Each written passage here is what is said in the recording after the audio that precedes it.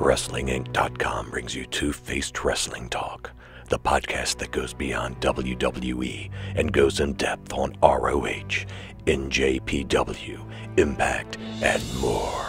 Also featuring fun pop culture and wrestling crossovers, listener Q&As, and extended discussions about wrestling topics past, present, and future. Now, here's your host, Kelsey. Hi, and welcome to Two-Faced Wrestling Talk. I'm joined by my co-host Paul, and we're at Starrcast. It has finally happened. After months of talking about it, we're actually here, and it is quite the scene. We're only a few hours into being here, and boy, everywhere you look, you're seeing wrestling royalty. We saw Jeff Jarrett, we talked to DDP, we saw Kevin Kelly. Everywhere. I just, on my way to the bathroom, I just passed Marty Scurll. Yeah. So, it's incredible. Yeah, and some people that are here, really special people behind, All In, the reason that this event even exists, the Bucs. And that's what this episode is all about, the Young Bucks. Their influence and, positivity that have led to, all this revolutionary stuff in the business. All kinds of just breaking the mold, things that they have done to really get us to where we are now in the wrestling world. Also, we'll be talking about our favorite Bucs matches as well. We will. We've got a poll that has some of our viewers and listeners' favorite matches. We're going to dissect a bunch that we have watched. We're going to hear from Dana Massie about her role in all of the Young Bucks' success. We're going to hear from fans here at Starrcast talking about the Young Bucks, and we'll hear from some of their peers in the wrestling business about the way they feel about the Young Bucks. But before we get into any of that, let's tell everybody where they can find us. Yep, you guys can find us on Twitter at TwoFacedPod, TWOFACEDPOD. Also, you can find me at SuperKickingIt, SuperKickingIt. And if you follow us on there, you'll be able to participate in polls like this Young Buck favorite match poll and have your voice be heard. And we could even read some of your comments, which we will do today. We're reading lots of comments that people, left on that poll. So good stuff. And I guess let's get right into it. I think as we look around here, it is really a testament to Cody Rhodes and the Young Bucks. And Cody, of course, gets a ton of credit about what's happening here. But this show, we are focusing on the Young Bucks, and they are innovators in this business. They really are innovators, and I think people talk about Stone Cold and The Rock being once-in-a-lifetime performers. I feel like that's what we're seeing in the non-WWE scene right now. The Bucks, along with Cody, too, you got to give him credit, and Kenny Omega, they are once-in-a-lifetime performers who really get people invested in their characters, and I think it's due to a multitude of reasons. And I think they've really made the technology that's around and at everyone's fingertips work for them. So let's say social media, like Twitter, for instance. Way back when hardly anyone was using Twitter to their advantage, Matt Jackson, Nick Jackson, they were using Twitter to further their personas and to, connect with fans further and to develop their characters further. In fact, there's a great little quote from an article. Yeah, I've got one here talking about being the elite and taking their storylines online. This is from an ESPN article.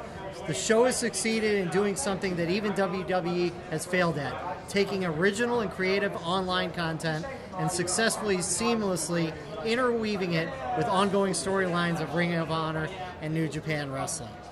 And that's so true. I think being the elite adds a lot of layers to what's happening in the other promotions that the Bucks and Cody and Omega are in. And I feel like no other thing in wrestling is doing what being the elite is doing. It's so unique. It's getting casuals into the product who maybe have stopped watching because they're sick of what's happening in WWE. And Cody's been saying this lately on all of NWA's, all incoming videos, as well as Cody's own YouTube channel videos. He's been saying, WWE is great. They're great at what they do, but we want to do something different. We want to change the wrestling world, and we want to provide something, that people haven't seen before. And I think people can connect with that and they can get behind that. And then speaking to my previous statement about using Twitter to their advantage, the Bucks had a interview with Rolling Stone, and Matt Jackson said, I think I was the first person that had my Twitter handle on my gear, and I'm talking TNA days. We have 140 characters, but now we have 280 to get ourselves over. You better believe we're going to use those tools. Every picture we post, every tweet we post, it's all building blocks to what we're creating as characters. Yeah, so the social media thing is really, one of the main reasons they are as popular as they are, because they've gotten their message out in a way that doesn't have the WWE machine behind them. One of the quotes I saw is, we don't have 3 hours of television. We don't have 3 or 4 segments where we can be talking on camera. We need this platform to get our message out, get a storyline out. And so that is part of their brilliance in advancing their brand. And in the process, they've advanced the brand of New Japan Wrestling and certainly Ring of Honor. Definitely. And I think a big part of it has to do with creative freedom. Because that's what you see in being the elite. That's what you see when they're just going off on Twitter. But it's obvious that Ring of Honor and New Japan value them so much that they give them a certain amount of creative control to do what they want with their characters. And in that Rolling Stone article, Matt says, you've built these characters and personalities for years, and you do it yourself, like Nick and I have. Now, if they left and went somewhere else, he's saying we'd have to hand over the keys. That's terrifying. It's like, here's all this hard work we've done. Now, please don't ruin it. That's a difficult gamble. So now what we're seeing is they've got the freedom to do whatever they want, and I think they're thriving in that environment. And another quote from them, talking about doing the elite, this is from ESPN, it alleviates a lot of the stress of our everyday jobs of doing what we have to do. Doing the elite thing, when we really feel like we're clicking on all cylinders, we're proving from start to finish that we're real entertainment and not just wrestling. And they've interwoven so many great storylines in. The Adam Cole story, when he was accused of poisoning the Young Bucks because one of the Young Bucks actually was sick. Yeah. And so they wove in a whole food poisoning thing. I loved that because it was so unique of a storyline and silly. Some people don't like the campiness of being the elite, but I love it because it's fun, lighthearted. But there's some emotional stuff in there too. When it added a lot to the whole Golden Lovers Young Bucks thing with the whole Kenny Omega falling out with the Bucs. That whole storyline was kind of deepened, and there was so many layers added to it through being the elite. So to me, one of the big reasons we would be remiss not to mention being the elite. That's a huge reason, but there's a lot of other reasons. It's just their merch game is really great too. It's like they've got a great mind for the wrestling business, and it shows in every way. You go on Pro Wrestling Tees and you see all the different designs, how much time and thought they've put into the designs, and really they've got their finger on the pulse of the wrestling fans' desires and what they want to wear, what they want to see. And it's obviously paid off because a lot of their money comes from merch. Well, and they've had a whole do-it-yourself approach, right? They've had their hands on designing this stuff. They've got their friends doing it. Their merch table is right over our table here. That's been busy all day. Been manned by one of their former opponents in the ring. We'll talk about one of their matches later. One of the Cutler Brothers, Brandon Cutler. He's at the table helping because he's a longtime family friend. And Dana Massie, of course, is sitting over there as well. And, Matt's wife. Yeah, she's been terrific. And along the lines of that DIY thing, Matt said, equating it to the lifestyle he's already leading as an independent wrestler, it's cool because it's a DIY type of thing. My wife does everything in-house. She does the shipping, she boxes everything, she does everything, she gets all of the product. So, Dana is, as much as the Young Bucks have done a lot, she has done a lot, and you got a chance to catch up with her earlier today. Terrific interview. Dana's been busy all day over there at the table. She's been meeting people, but she took time to sit in that chair, and you sat in this chair, and here's that interview. Well, we're joined by the brains behind YoungBucksMerch.com, and she's more than just the brains behind it. She's really just a strong businesswoman. Talk about being a woman in the wrestling business and such a strong force behind this really merch empire it's become. Right. It's incredible. I never thought that we would be where we are now. I was in property management previously. I worked there for like 5 or 6 years. We were pregnant with our son, Zach,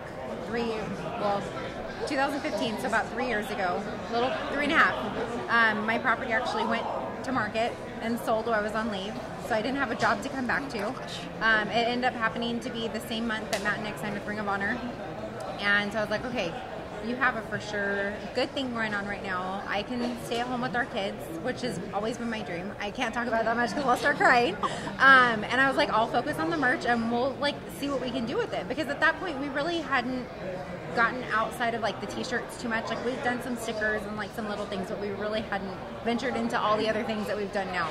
So that's kind of where it started, and it's blossomed. Like all of the fans, really, it's everybody's reaction to the new products and stuff. It's been amazing. It's crazy. Like I never thought this would be my life. It's incredible. I love it. It's so much fun. It really is incredible, and to say that it's blossomed is like such an understatement. It's like blown up. It's like blossomed crazy. And then it just went poof. It's crazy. It's so impressive, and like all that you handle at home. So talk about running a home and a home business at the same time, and how challenging that is. Oh my gosh, it's so challenging because it's like not only running a home and a business, but it's like doing that kind of almost like as a single parent 75% of the time, most of the time. It's hard. It's definitely hard on me. It can be very, very challenging at times too. I try not to work much when Matt's gone, which everybody knows I'm a stickler. I try and get orders out as fast as I can, but we do have something that go out in our emails to let people know like this is completely run by us. So please allow like up to 3 weeks sometimes, because there are times where Matt's gone for like a week. He comes home for maybe 24 hours and then he's back out the door again. And in those 24 hours, it's like we're trying to spend time together as a family. And the last thing I feel like doing is going in and working. And, you know, we're trying to get that quality family time together. So it's definitely taken a lot of time to try and adjust, or not adjust, but just trying to find that happy balance for everybody, for the kids, for me, for Matt. But I mean, we're doing the best we can. I think we're doing an okay job. I mean, Matt and I are still married. We've been married for almost 10 years. It'll be 10 years in November. Our kids are good. It's fun. I never thought I would be in the wrestling business, so it's crazy. It's something unique, but I think that everyone can see how hard you both work. And I think that's why the fans understand if, like, you know, it takes a little while, but it really never feels like it takes a little while. I feel like you guys are so responsive, and the fans see just all the hard work that you and the Bucs put into everything. And I think that gives that extra connection, and that's probably why I think that connection makes them more popular than ever, and for sure, kind of leads into their success that we're seeing now. And part of that success, I think, is I love how you guys have different stuff on your merch site, like the leggings. I think that's so unique. You don't see a lot of girls' merch that are different than just fitted t-shirts. Right. Talk about the idea to put out leggings and how unique and cool that is. Oh my gosh. So it was a few years ago. It was back when like the whole buttery soft leggings idea started. And I told Matt, I'm like, I think that this might be something fun. Like, I think if we did something really crazy and bold, I think that the girls would have a lot of fun. Because for me especially, like, I'm a jeans and t-shirt kind of girl, but leggings are always nice to have too. And I know at wrestling shows, sometimes the girls don't always want to wear a black wrestling shirt. You know, it's, unless you go order something custom from Pro Wrestling Tees, it's unisex. I mean, I'm wearing it now. But it's fun to have something else. So we started with the Super Kick all over print first. And I've got a picture. Matt and Nick were in Vegas, and I went and I wore mine, and it was so fun to like match what he was wearing. So now it's fun. I was mad because they have new gear that they're wearing on Saturday. I'm like, you're not wearing either one of the leggings print. Like, I want to bring them and sell them. Like, it would be fun.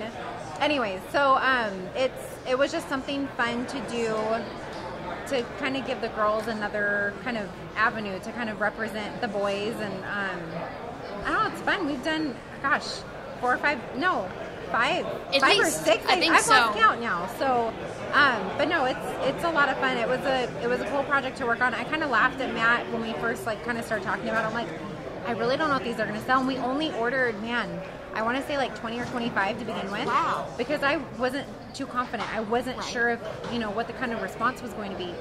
We get a great response sometimes on Twitter, and then when we actually get things and we put them up for sale, it doesn't necessarily match up with the response we got on Twitter. So we went through the first batch, and I was like, I think we're onto something. I think this might be good. And now we're pretty much, whenever they have new gear that comes out, they special design their spandex and everything for their gear. So that's been kind of the fun thing. We kind of match that. And then it's cool, too, because people do it for cosplay. Yeah. So I know that from firsthand. Yeah, of course. So it's fun for that, too, because it kind of gives people an easy way to be able to do their cosplay and everything, too. They don't have to worry about trying to match exactly, especially when it's custom gear that they've got that they're trying to do, too. So I love it. It's unique. It's something that I feel like no other wrestling merch company does, really. You kind of just got into a new little niche, and I love it. Yeah. And also, speaking of, breaking the mold and doing unique things, that's kind of what the Bucs are all about. Right. And talk about what you think their legacy is going to be in like 10 years, because I think what we're seeing right now is that they're changing the whole business. They're revolutionizing everything. Just talk a little bit about that and what you think they're doing. It's hard to say. I'm one of those where it's like I live in the moment, and not that I'm a skeptical person per se, but I have a hard time seeing things ahead of time. You know what I mean? It's like I am very visual. I have to see, planning for All In, I'm like, I need maps of the Sears Center. I'm very detailed and very visual, oriented. So Matt's parents have always said, Matt and I have been together for 15 years, we're high school sweethearts. His parents always said from the very beginning when I first met them, that Matt and Nick are meant to bring a light to the wrestling world. I can't talk about this very long because I will start crying. I feel like I'm a mess tonight. But I never understood. I'm like, how are they going to be a light in the wrestling world? I never really understood it. And it's unfolding now. It is. So, to be living it in the middle of all of this, I'm so proud of them. They've done such an incredible job. What they're doing now, the children's books, all of the merch, it's paving a way for wrestlers that has never been paved before. And I think that it's that positive, that light that his parents have talked about for so many years. I can only see it going up from here. I think it's amazing to show people that it's not just WWE, that there are other avenues for it, there's other options. WWE, as great as a company as they are, they're not the be-all, end-all of wrestling. There are other avenues, there's other options. As long as that wrestler has the determination and the will to make it happen, that's kind of what they've done, and I hope that kind of continues on. I think that that's a huge thing that they've unfolded with the business. I have to agree with you, and it's so special, and I feel like you so proud to be a fan of theirs. It's just awesome because genuine, you, them, their mom and dad, everyone involved is just so genuine seeming, and I think that's what makes people get behind them. It's awesome. Right. And I want to thank you for your time. One last question. Sure. What's your favorite piece of merch? The piece of merch I'm most proud of has to be the leggings. I love them, yeah. Because it was something that I didn't really have too much faith in the beginning, and it's grown so much. And the demand for it now, I've had so many people come up to me, they're like, where are the leggings? Why didn't you bring them? And I'm like, man, I'm kicking myself now. I need to have more faith in our stuff, because I know it sells at home. It's going to sell here. It is. I love all of our stuff. I love the children's book. You mentioned that too. It's so special, anti-bullying and stuff. That's a message that I feel is really important. I love how the Bucs wanted to do that. Important. Really special. It's a lot of fun. So the soft cover's out now. Pre-orders are starting on Amazon. For the hardcover, it's coming out in November. And then Cody's actually releasing a book in the spring. Oh, wow, that's awesome. So I don't know if I'm supposed to say that, but I did. Oops, sorry. Sorry.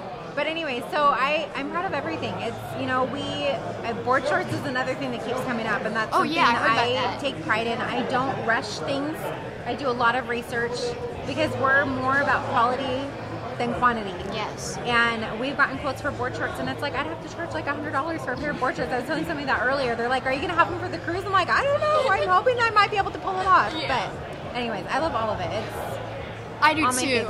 And speaking of the cruise, really quick, Generico and Cody and the Bucs, they were all singing your praises on their latest interview on Talk Is Generico. You were so loved. I was dying. Yeah. I'm like, oh my gosh, Generico knows who I am. And it's funny because you talked about that email chain. Yeah. I had no idea he was even in the email chain. So I was like, okay, it's hilarious. I didn't know he was in there, and then he didn't know who I was. So it was kind of funny. I haven't met him yet. I'm dying to meet him. So I'm like, okay, I'm going to be on that cruise so I can shake his hand. So you're going on the cruise? Yes. Yeah, me too. We'll It's going to be so much fun. And that's another revolutionary thing that the Bucs are involved in with Chris Generico and all these awesome players doing unique new things. It's going to be a great summer.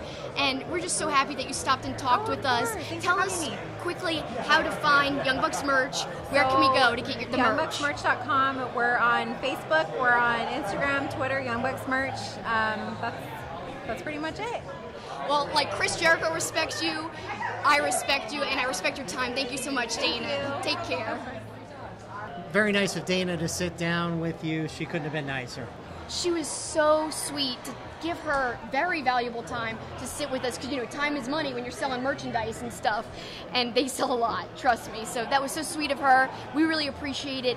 And something we talked about in the interview is being genuine and how the fans can tell when someone's genuine. And I think the way the Massie family portrays themselves, Matt, Nick, but even Dana behind the scenes, and then going even further behind that, the Young Bucs parents, everyone could tell how great of people they are. And people always call me, oh, you're a fangirl of the Young Bucs. That is not true. I hate that term. What I am a fan of is genuine people, and that's why I get behind them so strongly, because when someone's just sweet and genuine and it's got that nature that you just are drawn to, you want to invest in them. And I think that's why people get behind them and buy their merch and watch what they're doing, because it's just good people putting out great content. Why wouldn't you want to support that? But that being said, they can have a great social media presence, they can have great merchandise, but it is going to come down to their in-ring product. And boy, we're going to break down their matches later, but just their in-ring performance is what drives and takes everybody's breath away.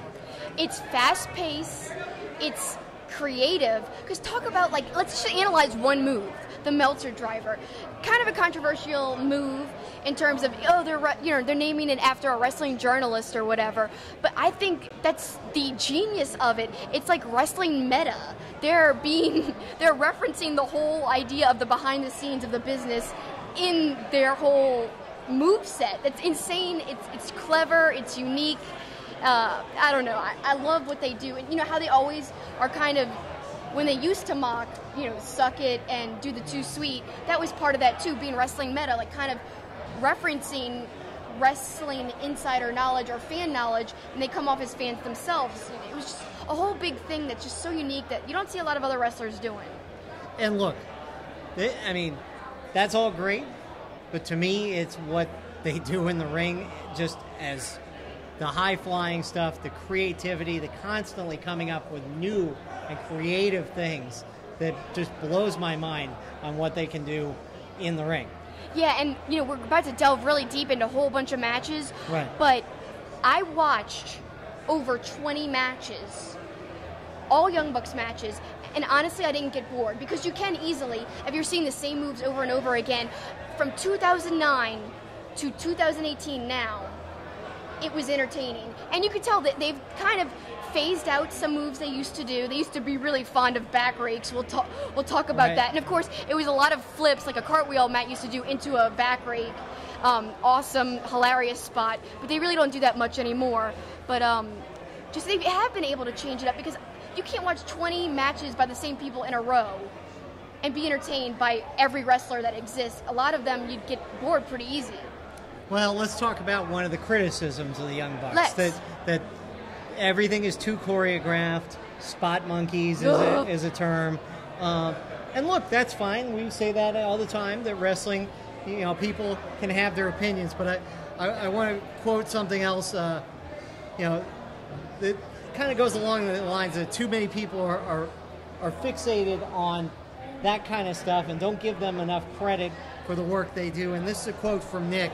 We're not everyone's cup of tea, but as long as we work hard, that's all I'm looking for the critics. So they know that people, don't like some of the flipping around that doesn't amount to anything.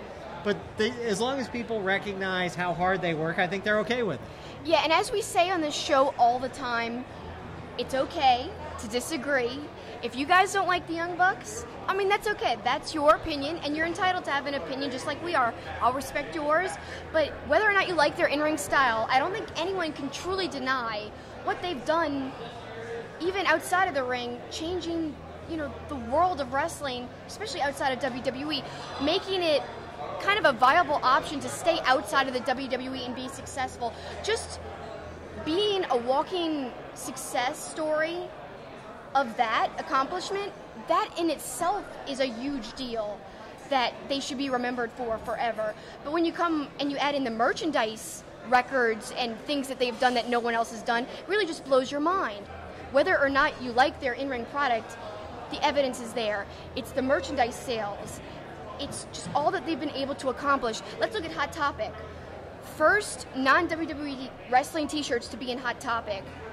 Hot Topic went to WrestleMania in Orlando, saw all these Bullet Club shirts everywhere, and Young Bucks shirts, and they were like, approach WWE, who owns this? Is it you guys? They're like, no, it's not us. So they had to approach the Bucs and New Japan. And now their merchandise is in every Hot Topic store in the nation. It's really incredible how they've infiltrated. And also, we've been quoting articles from mainstream press. We're talking about Rolling Stone, ESPN. Non-WWE wrestling hasn't gotten this much press in years. I think the Bucs are a huge part of that.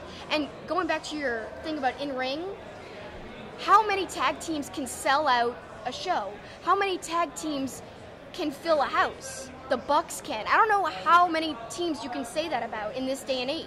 It's hard to say that about a singles wrestler in this day and age even. But the Bucs, you have them as a headliner, they'll fill the house for you. I want to go to another quote from Matt real quick. And this is actually one I kind of agree. I see his point, but I disagree with. He says, great matches have the shortest shelf life in history. Now you've got to have an interesting story to be remembered. We need to be thinking more like HBO and Netflix and less than wrestling. And I get what he's talking about, but I disagree because with them in particular, people have favorite matches from them. And so the stories may have a part of it. In fact, a lot of people we talk to, their match against the Golden Lovers was their most favorite match because of the whole storyline involved, but it was also a phenomenal match. The Hardys and them, that was a phenomenal match. So I disagree. I see his point where he's going with that, but I disagree because great matches are the thing to me more than anything else. I think matches do stick with you for a very long time. My favorite Young Bucks match, I'll always remember, and every time I watch it, it's like watching it for the first time. I love it. And we've been to so many great Young Bucks matches where the in-ring really has stuck with us forever. So yeah, I kind of disagree with him there too, but I see what he's saying because that's just his social media and like marketing and business mind kind of at work there, because they're so in tune with using all these tools, and that's what he's talking about, using YouTube to their benefit, using Twitter to their benefit, using that because they can't just rely on the in-ring all the time. They have to go outside and be more and do more to get that extra connection. Well, earlier today we had a chance to talk to some fans here at Starrcast, and we asked them about not only their favorite match but the influence of the Young Bucks in this business. So tell us about your favorite Young Bucks moment or match. The Young Bucks moment or match. I think when it comes, I think the San Francisco show, or even the Long Beach Evolve show, that was fantastic with the Golden Lovers. Amazing storyline. Not only like outside of the ring, but inside the ring. It was a fantastic match. And I don't think I'll ever forget about that one. It could be when they won the heavyweight titles at Dominion. I had to get the shirt here. That was pretty exciting because they were making the jump from junior to heavyweight, and I was hoping they would win, and then they actually did, so it was pretty incredible. At the Walter Pyramid for the Strong Style Evolved event against Coda and Kenny. Why is that your favorite? It was an awesome match. It was a great match. It was a good story. It was a good match. What about you? You feel the same? It was the same one. It was just really emotional. It was really it made me very emotional. It was really touching. Let's talk about why the Bucs have revolutionized the wrestling business. Like why this is special. What they're doing. It's special because there's so much more options to do around other than WWE. They're showing us that independent wrestling is really more talent, more excitement than the mainstream, and there's more demographic to this, I feel like. So I feel like this is much better. This, for example, this whole event, just bringing people a different option than WWE, something that's probably tuned more to people that are here, 18 to 40, the demographic that WWE's lost, and just letting everybody know that, you don't have to watch that. You can watch great wrestling in another place. It's exploded. They've put it on the map. I mean, WWE was great for a while. Then Young Bucks, Cody, everybody with the all-in event, putting this all together, putting independent wrestling on the map where it should be, along with New Japan, Ring of Honor, and they've just escalated wrestling just through the roof. It's awesome. Yeah, same thing. Wrestling was something that we really kind of had become dejected with, and then this is just like, it's a new awakening for it. It's great. Combined with Cody and the Young Bucks, they've managed to prove other people wrong. They've managed to prove fans wrong. They managed to prove people in the business wrong by look at what they created. This is fantastic. It's one of those that's going to go down in history, and hopefully it's not just a one thing. It goes on for many years. So the fans certainly seeing what's all around us is a testament to the Young Bucks, and you've got a couple of quotes from their peers in the wrestling business. Yeah, I do. If you go back and rewatch Supercard of Honor, we were lucky enough to be there, where it was Bucs versus Hardys in Lakeland, and that is one of my favorite Young Bucks matches ever, because it's like two of the greatest tag teams ever facing off against each other in a ladder match, which the Hardys are known for. Which we'll get to that. Yeah, we will get to that in our extended match discussion, but in the beginning of that match, Kevin Kelly and Colt Cabana had some really high praise for the Bucs. So Kevin Kelly said, "I say it every time they come out, but the biggest crowd ever in Ring of Honor history, hey Bucs, thanks for the house." Colt Cabana followed that up and said, "The biggest sensation on the underground scene have brought it to Ring of Honor. The Young Bucks have paved their own way in this business. Nobody gave it to them, they did it. People said, you're too small, you're too young, your style isn't good, you're not good enough, you can't play with the big boys." And they said, screw you to all of them, and said, we will do it our way. And now they are two of the biggest stars, if not the biggest stars, in the world of wrestling. And then Kevin followed that up. "Colt, they took some of your recipe, some of your formula, and they've blown it up." And Colt responded, "It's always nice to see the articles in Rolling Stone or USA Today or ESPN always giving credit to me, which I appreciate it, but they've taken it to the next level. They deserve it because they really are rock stars in the world of professional wrestling." So there's a couple of quotes from the guys who call their matches. Let's hear a little bit from guys who they are actually in the ring with. The Young Bucks, probably the greatest tag team of my generation, our generation.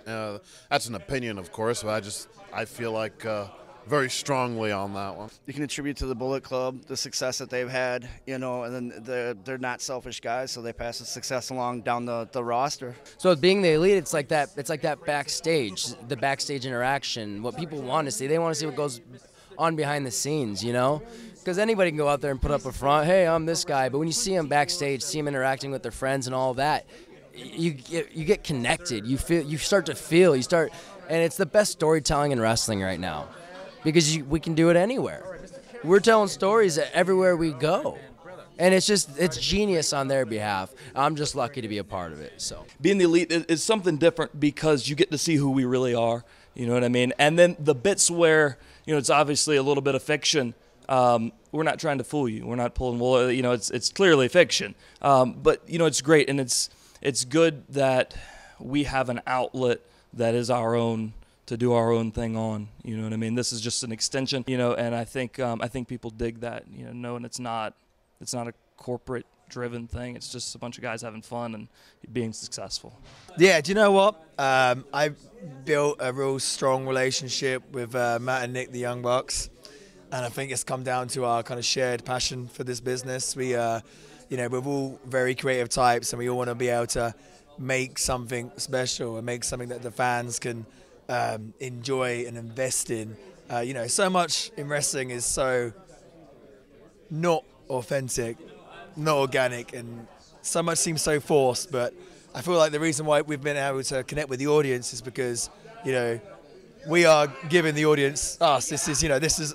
So it's Jay Lethal screaming, but this is like our art, this is our creation, this is us having fun, and I think the fans enjoy that. So it's been great, and I think you can watch 3 hours on Monday Night Raw but you're still not really going to get that one-on-one connection with a wrestler. Maybe one or two wrestlers you can. But this is our Monday Night Raw. This is our weekly show where you'll get, 15 minutes of the Villain, 15 minutes of the Young Bucks, and it's our real lives. So, people, that of course, are going to connect. So, no, we wanted to create something special, wanted to give back to our fans who have made us. So, no, it's been a real fun time being the Elite. I only can hope that it continues. That's all I can say. When guys like the Young Bucks, like Cody, like Marty Scurll, Adam Page, when they're doing Being the Elite and it's getting 200,000 views, and that's a fraction of what we get on television, but not a small fraction. I mean, this is a sizable audience they're cultivating. So many people talking about how the Bucs are really generous and spreading their success into the locker room for everyone to share in. And I think that's an important thing. Not only are the Bucs respected by the fans, but obviously by their wrestling peers, because everyone sees what they're doing.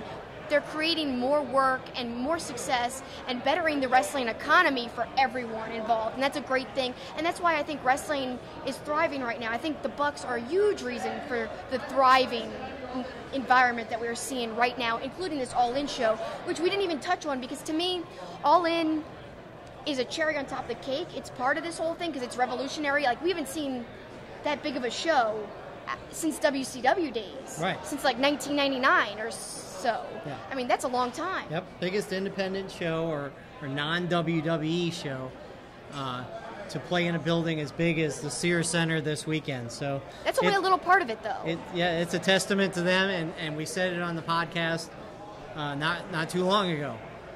It keeps growing. Generico Cruz, G1 Supercard, selling out MSG. Selling out MSG. They're the reason.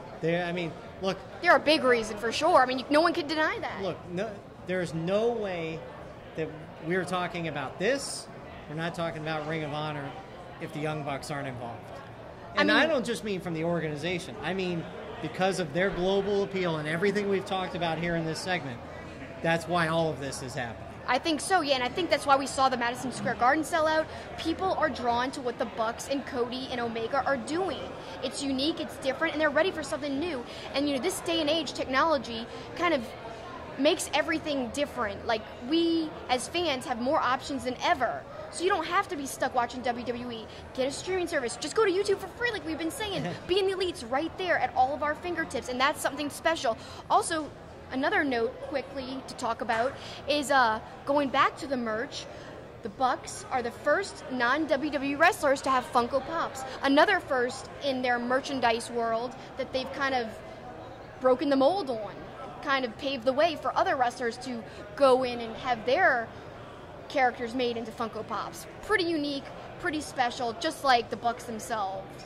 How many promotions basically build what they're doing around a team? You can't deny that's what Ring of Honor and New Japan are doing that largely. They're basing storylines, huge storylines, around the Bucs, and rightfully so. Well, we're just getting started, if you can believe that, because we've got an entire segment coming up on the best Young Bucks matches and really kind of taking it through the years, which from the generation me and TNA to what we have going on at Sears Center this weekend. It's an extended heads and tails all about the Young Bucks and their best matches. St. Arnold Brewing Company, located in Houston, is Texas' oldest craft brewery. Their goal is to brew world-class beers and deliver them to their customers as fresh as possible, making them the best beers in Texas and Louisiana. Their customers are beer lovers, people that appreciate great, full-flavored beers. So whether you're enjoying an Art Car IPA or a smooth-drinking lawnmower, look for St. Arnold beers throughout Louisiana and Texas. Our awesome wrestling logo is by artist Eric Hodson. You could check him out at erichodson.storeenvy.com, where he has tons of other wrestling artwork. He really is an incredible artist. His Twitter handle is @DreadedDinosaur, which is named after his comic series, The Dreaded Dinosaur Man, which you can find on webtoons.com. Just search for The Dreaded Dinosaur Man, and you can read it for free. Thanks, Eric. We really love your logo. Speaking of Eric Hodson, we are so honored he has done a special piece of artwork for us in the style of his comic book wrestling artwork, which he's done a lot of Starrcast specific event posters just exclusively for Starrcast. He did one exclusively for us. Yeah, here, take a look on YouTube. Yeah, it's awesome. It's unbelievable. The detail. You can catch your dimples as you're looking out the window. I'm not sure I look like how he envisions I look like, but I appreciate Eric's vision of me. No, this is just unbelievable, and it's got the Golden Lovers in it. Yeah, it's got the Golden Lovers in it, and I'm dressed like a young buck, in their gear in the window. It's so flippin' cool. It's like the greatest thing anyone's ever made for us. Yeah, so check it out on YouTube if you guys are listening on an audio platform. It's a really cool piece of art. And check out his art in general at Dreaded Dinosaur on Twitter, Eric Hodson's Illustrations on Facebook. Just please support his artwork. He's an amazingly talented guy. And the reason he's here, the reason we're all here, is the Young Bucks and Cody Rhodes and their vision for this non-WWE show, the biggest in 25 years in the United States. And, look, both those guys are going to be in action, or all three of those guys are going to be in action on Saturday night. We know the Young Bucks will probably tear the house down again with whatever they come up with creativity-wise. So it got us thinking, what is the Young Bucks' best match? And that was a poll you put out earlier this week. What is your favorite Young Bucks match? Yeah, and I asked people to explain why. And, it was hard because on Twitter you only have 4 options when you're putting out a poll for the choices. So the 4th option I always put other because, you might not list something that somebody likes. And then I asked people to specify if they choose other. Then the other 3 I had such a hard time choosing because the Young Bucks have actually so many great matches. It was hard to choose just 3, but the ones we went with were Young Bucks versus Hardys at Supercard of Honor, Young Bucks versus Golden Lovers, New Japan Pro Wrestling. Of course, that was the show we were at, Strong Style Evolved. Well, and we were then at the first 2. We were, yeah. Young Bucks versus Candice and Joey at PWG Guerrilla Warfare match. That was a great match, let me tell you. And then, as I said, other for the 4th choice. The winner, and I knew this would be the winner, Young Bucks versus Golden Lovers, New Japan Pro Wrestling. And it does have a lot of storytelling in this match. That's why people like it a lot. Although I think the Young Bucks always have sprinkled storytelling in their match, more than people give them credit for. But people thought this match had more storytelling than any other. It won the poll with 48% of the vote out of 295 votes. 2nd place, Young Bucks versus Hardys, Supercard of Honor. And 3rd, Young Bucks versus Candice and Joey, PWG. And 6% for other.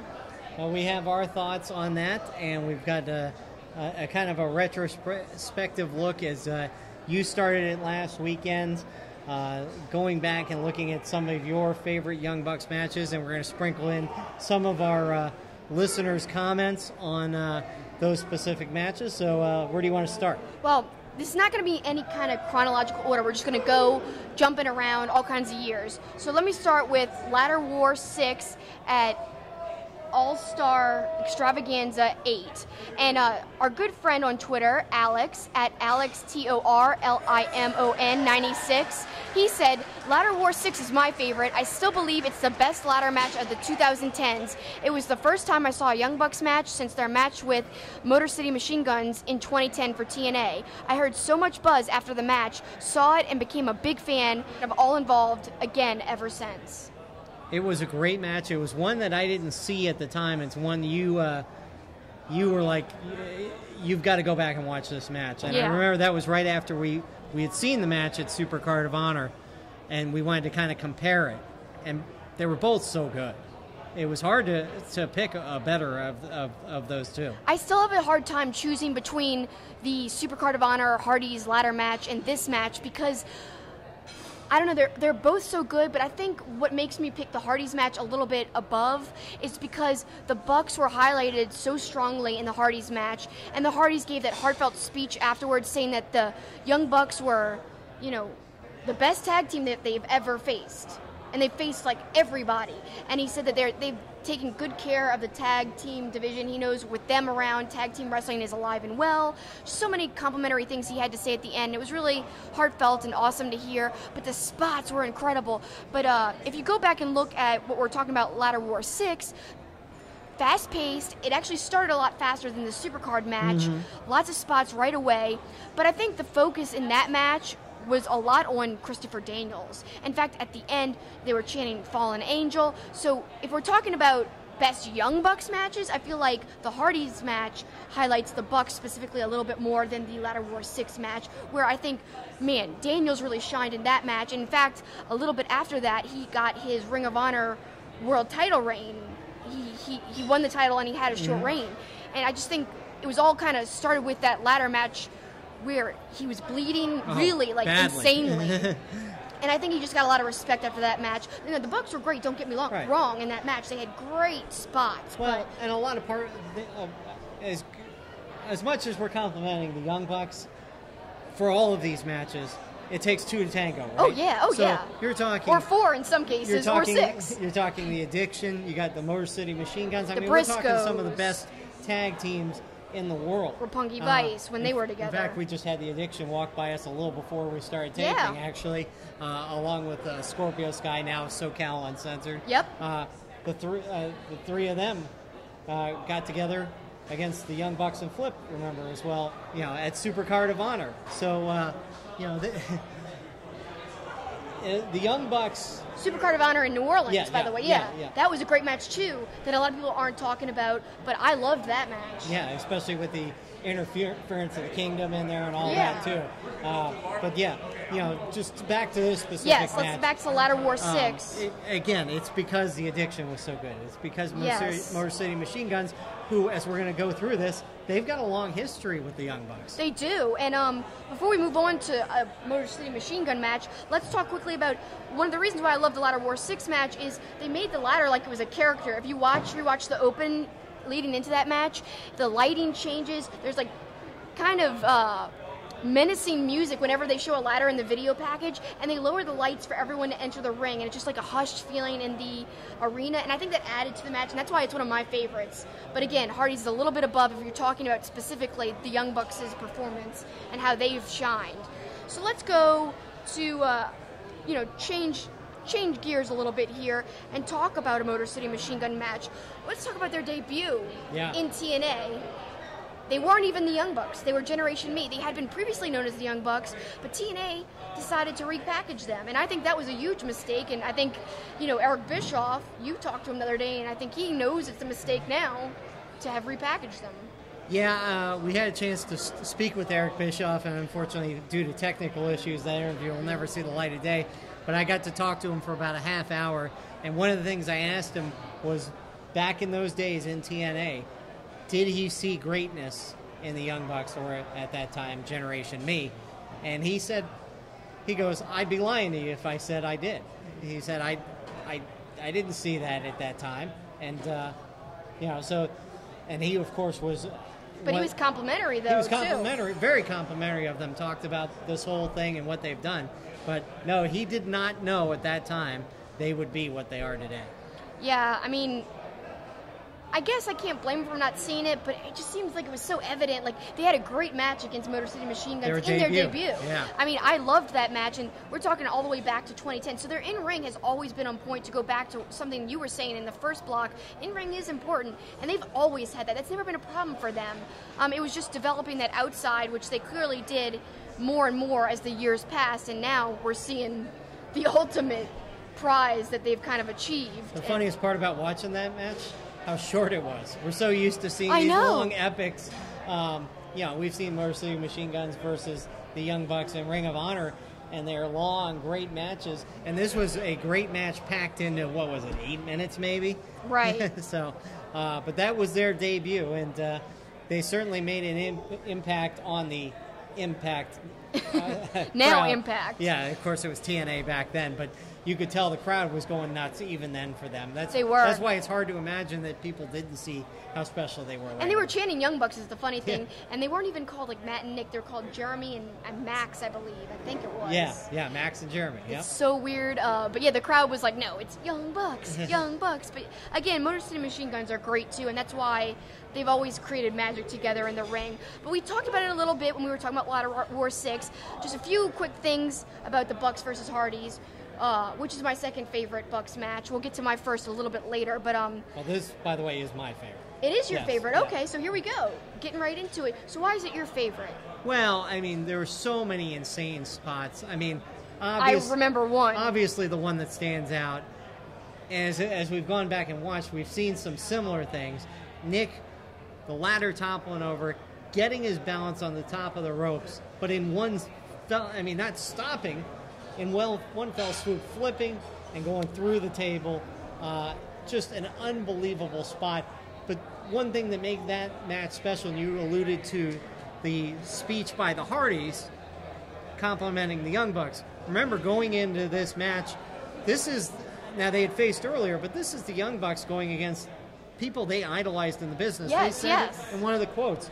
They loved those TLC matches of the Dudleys and Edge and Christian and the Hardys. So these are guys that they idolized, and to have an epic match, I think that adds to the whole story of how great that match was. It does, and like in one of the articles they were saying, like, I've already lived my dream. I faced the Hardys, like that was my dream. I'm good. Like, I think Matt was saying that in one of the articles, but that, as you said, great point. It made it almost extra special because of that. You could tell the mutual respect that each team had for each other, and that is so apparent when you watch the match back over.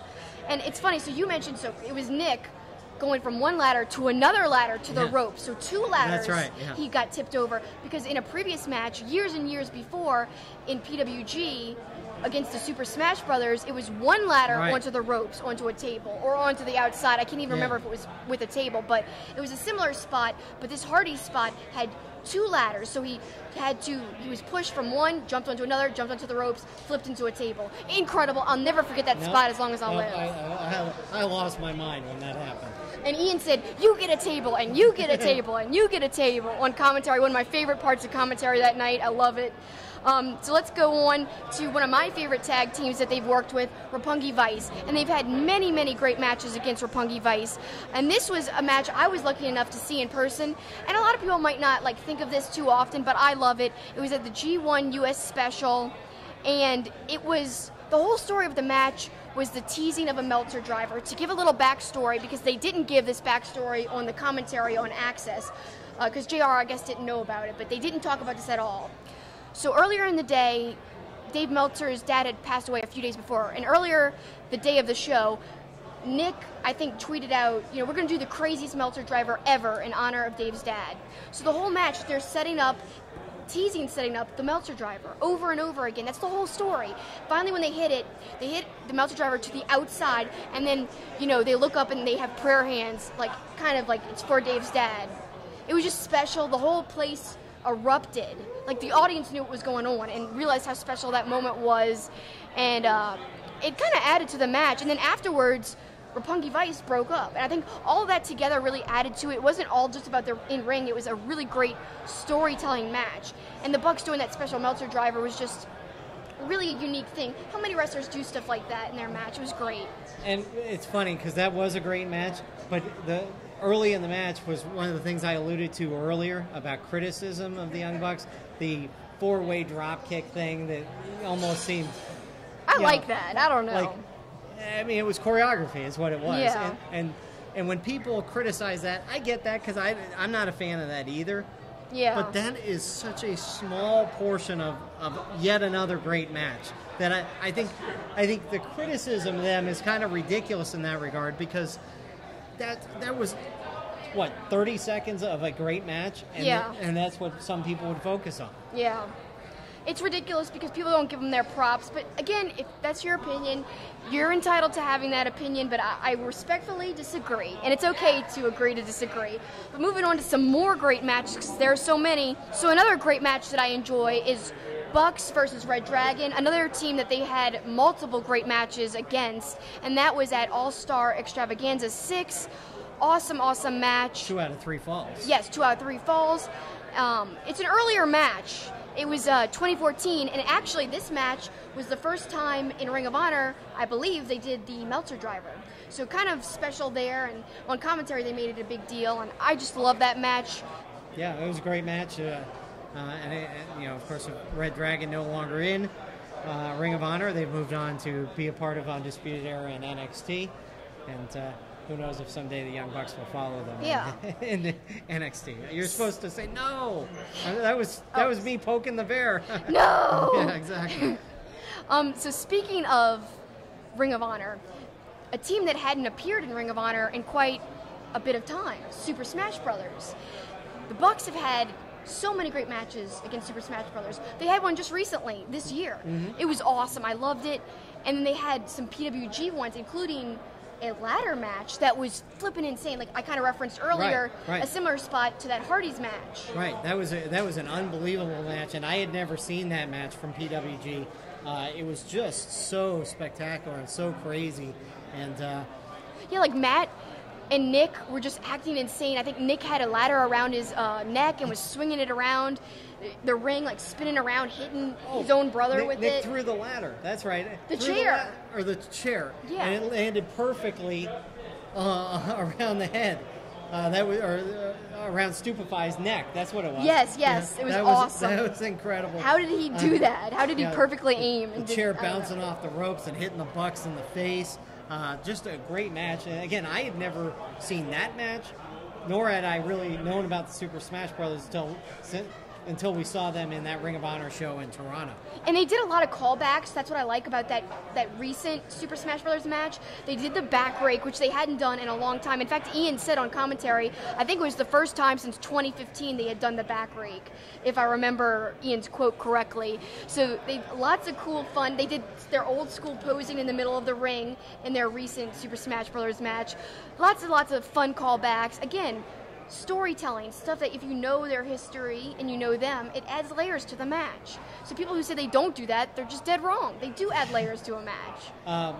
We're going to get into our last few in depth, but a couple other ones you wanted to tick off. One I wanted to tick off, but you wanted to mention a couple other matches against the Briscoes.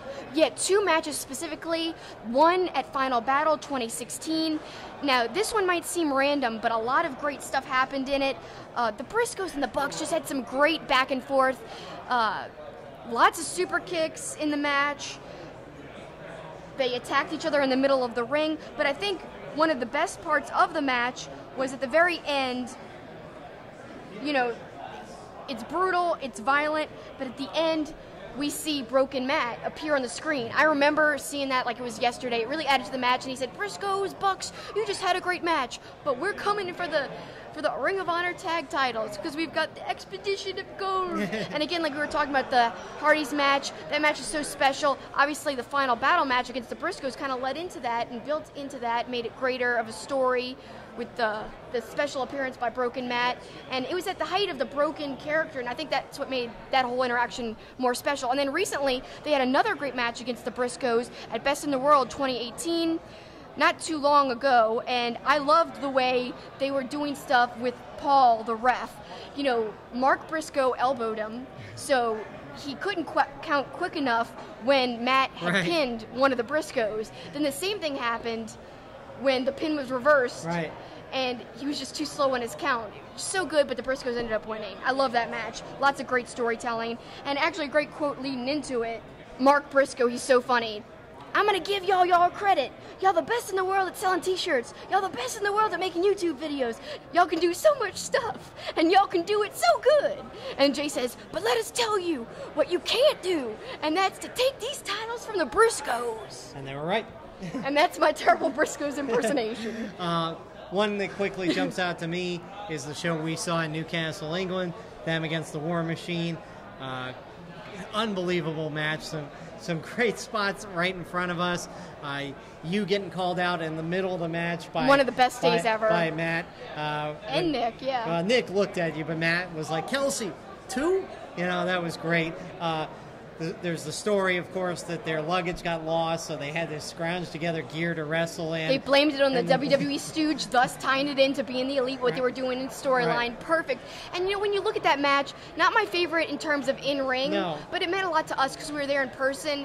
And I think the whole thing about their gear being lost, and it kind of added to it, actually, because people started chanting dad jeans, because I think Nick made a comment, or Matt made a comment like, I'm embarrassed, we're wearing dad jeans. The whole crowd started chanting, dad jeans, dad jeans. Nick's like, don't be embarrassed, dad jeans. It was awesome. Somebody asked us our favorite most surprising chants. I forgot about that one, but it has to be Dad Jeans, one of the best chants I've ever heard. All right, let's get to a match from PWG that is among My the best, favorite. and for you, it's your favorite, but maybe a match a lot of people don't even know about unless they buy the PWG DVDs. Yeah, this is one of the Young Bucks' best matches on their PWG DVD, and it's so good. It's the Cutler Brothers versus Paul London and El Generico versus the Bucs. And yeah, it sounds random, and actually it's the Bucs when they're like dressed as Generation Me, so they're not even like the Young Bucks. But they are in terms of in ring, just their gear isn't. But it doesn't matter. It starts right away before anything even happens, before the bell, really quick, tons of insane spots. And the reason I know it's my favorite is because I watch it over and over again. I've seen it like 7 times at this point. And each time I mark out like it's the first time and I'm like, that spot, ooh. I like cringe, I jump, I like kind of squeak because so many crazy spots happen in that match. Well, and you mentioned tactics that the Young Bucks don't use in that match. The raking of Cutler's back. The real rake. With a real rake. They used a real rake, and that was so great. I love that. Because they had been doing raking, but they actually brought a rake in, and then Cutler's gorilla press off of the stage was incredible. And then the snap pops. They had like those snap pops like beep, beep, beep, beep, beep, that you see around New Year's that people throw on the ground. They put those on a table and flipping. I think it was Paul London who went through it, or was it the Bucs? No, it was the Bucs who went through it. I think it was Matt. Yeah. Can't remember who went through it, but it was crazy. God, I can't say enough good things about that match. If you guys aren't aware of that, go out of your way to check it out. It's so good. Let's go to another PWG match, and this is a lot of people's favorite, actually. It's one of the choices in the poll, and it's Candice LeRae and Joey Ryan, the world's cutest tag team, versus the Young Bucks. And something you'll never, ever see Candice do in WWE. Well, or any other female probably in WWE. Yeah. Taking some incredible spots, being busted wide open. It was visually quite the stunning match, and as great as the Young Bucks were, it showed the respect they had for Candice and the talent Candice has as well. Candice was incredible in that match, and they worked so great with the Young Bucks, Joey and her. Just perfect chemistry in the ring. I love that match. A lot of people might not like some of the silly stuff, like, there was gummy bears. I think the Bucks chewed them up and spit them out at Candice. Right. But Candice took, a boot full of thumbtacks right to the face. She also took a chair. Nick threw a chair in her face. So that was a great match as well. Yeah, let's talk about how you said, obviously they have great respect for her. So many interviews I've watched with the Bucs, and they used to get asked, like, if a woman could be added to the Bullet Club, who would it be? Over and over again, every time, they'd always say the same answer, Candice LeRae. Rightfully so. Obviously, it shows in that match how much they respect her and they liked working with her, because that really kind of put the Bucs on the map. That kind of went viral because, they're super kicking a woman in the face with a boot full of thumbtacks. That really kind of brought them mainstream attention. Whether it was good or bad, people were talking about it, and that's what they needed. And I think they used that to kind of get even bigger than they were at the time. That was great for them. So they've always appreciated that, obviously. But it's obvious that they've supported women wrestlers, because if you look at All In, even in the the over the budget battle royal, we've got Jordan Grace, the only female competitor in a all male besides her battle royal. That's awesome. And obviously the Bucs and Cody are pro women in wrestling. I love that. And I love that they're putting her in an intergender match, because that's kind of cool. I love that. I'm all for that, because women can do anything the men can do. And I also like one other thing in that match, the pouring of the tacks down Matt's trunks. Oh yeah, I love that. And the ball suplex. She holds on to their balls and suplexes them more than once. Flipping awesome. Flipping her insane. You interviewed Dana earlier in the match. I wonder if she was cringing with the tacks down Matt's pants. No! All right, so let's get to the match that was voted favorite. Fans here said that was their favorite match. We saw it in person. Great storytelling. Golden Lovers versus the Young Bucks at Strong Style Evolved back in Long Beach in late March. Yeah, and on Twitter, Marvelous Mike at 720 Wrestling, he says that Golden Lovers match was just too damn good, too damn emotional, too damn amazing. I can feel my heart rate rising right now just tweeting about it. And yeah, it's not my favorite, but because I don't know. We were there live. I was so torn. but at the same time, I totally snubbed Kenny Omega. He came by me and he was shaking hands. He could have shaken mine. I was like, no. Yeah, I pulled open my vest and I had a Young Bucks shirt on and I said, Young Bucks, because I was rooting for them. But what made me, I love the emotional stuff in the match. And my favorite part is when Matt is on Kenny's shoulder and Kenny's about to do the one-winged angel and he hesitates. And Matt grabs his hand and is like, no, do it. And he does it. And then Nick is pleading with them, like with Matt, like, get up, it's not over, it's not over. What's wrong with you, Kenny? Yeah. And he's like telling Kenny, what's wrong with you?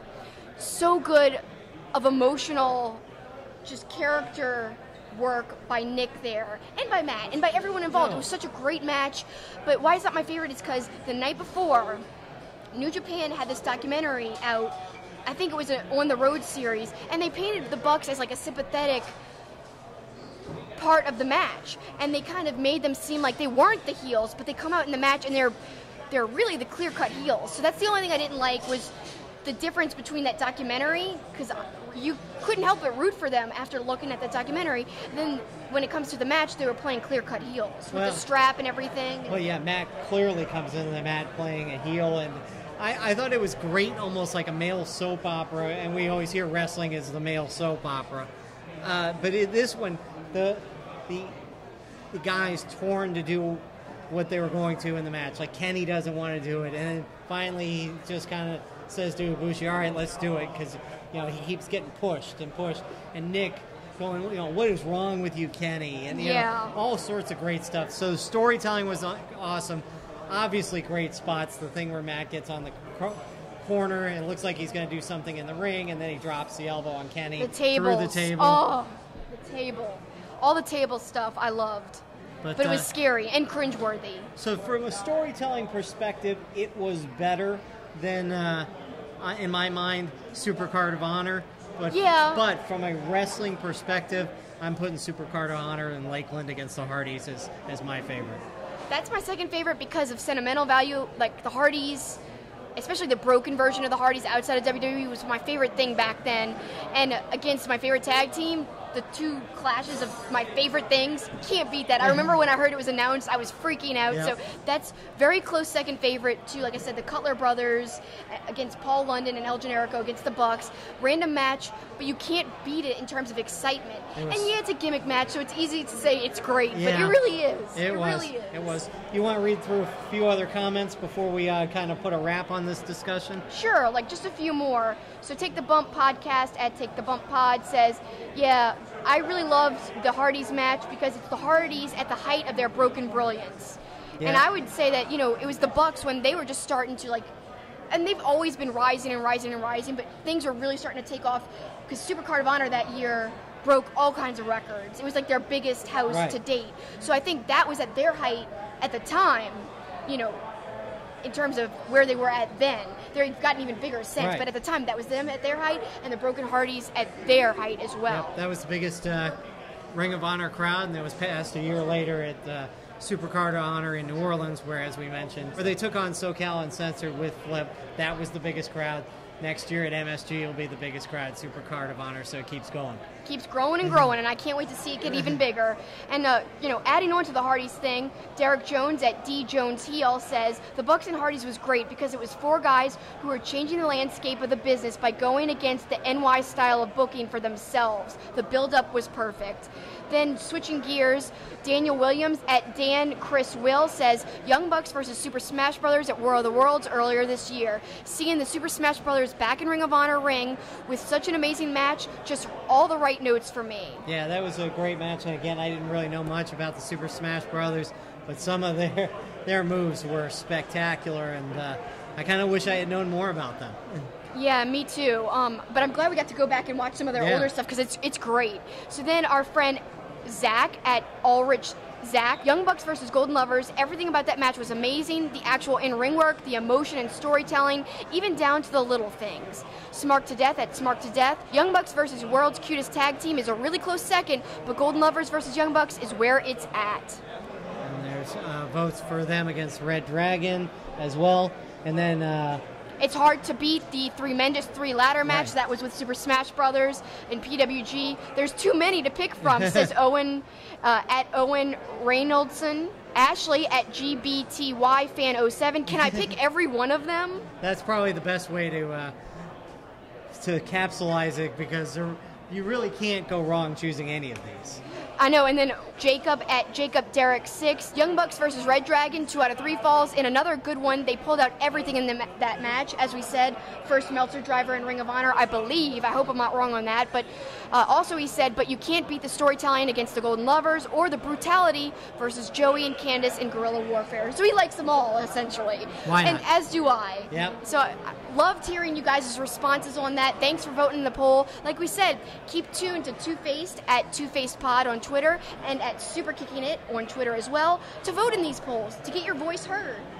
And so as we kind of put a bow on this special edition of Two-Faced Wrestling Talk, again, everything you're seeing around us, the Young Bucks merch table, fans left and right in Bullet Club shirts and Young Bucks shirts, everything that is going on here.